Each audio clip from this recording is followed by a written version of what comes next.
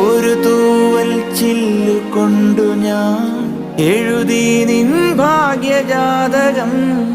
ഒരു വാക്കിൻ പൂർണ്ണചന്ദ്രനെ കാണാൻ നിൻ കൺമറന്നു.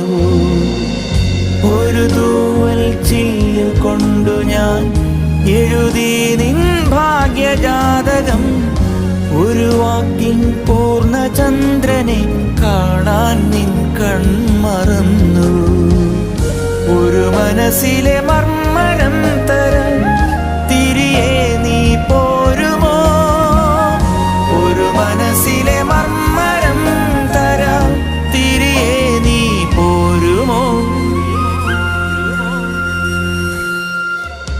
ഒരു യാത്ര